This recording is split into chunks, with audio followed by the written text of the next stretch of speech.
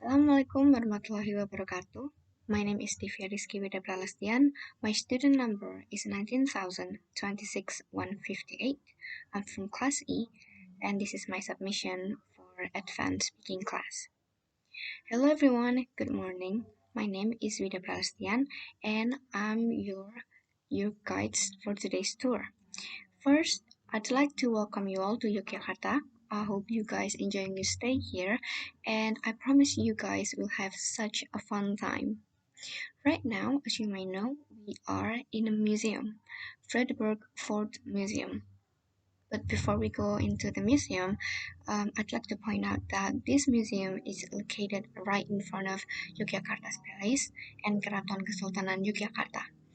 You can see those two places from where we are right now. It is very close from here, and that's why a lot of people like to visit this museum after they are done visiting the palace.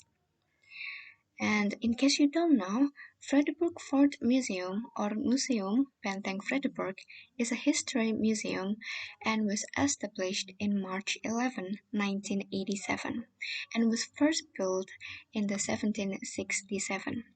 Just like the name, this museum used to be a fort used by the Dutch in 1760 to monitor and to control of any progress that happened inside the palace. At first, all part of the fort didn't exist. It was just a simple wooden fort with four bastions, but later, in 1767, the fort was expanded and rebuilt into a more permanent structure by a Dutch architect named Frans Hack. Because of the location of the museum is strategic and very easy to access, you can use public transportation to get there instead of using private vehicles. You can take a paddy cab or a wagon or Trans Jogja to Ahmadiyani Street.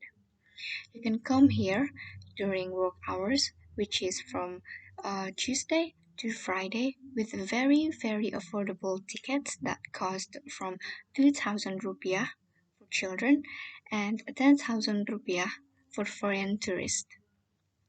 There are a lot of interesting things in this museum, like old photographs and then historical objects such as a bridge, old buildings, and also a lot of replicas. There are also many dioramas.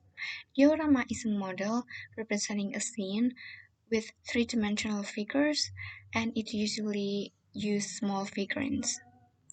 And in this section, you can see many exhibits that show us about Indonesia's journey to achieve independence. These events mostly took place in Yogyakarta.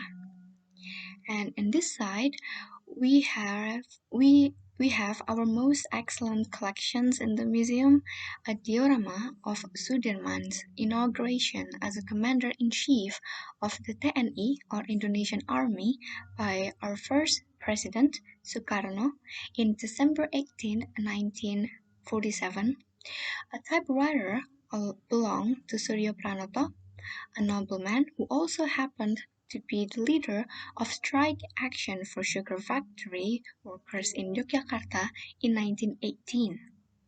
This here is a bundle of documents belonging to Sutomo containing a list of ministerial office addresses when Yogyakarta was a temporary capital city of Indonesia in 1949.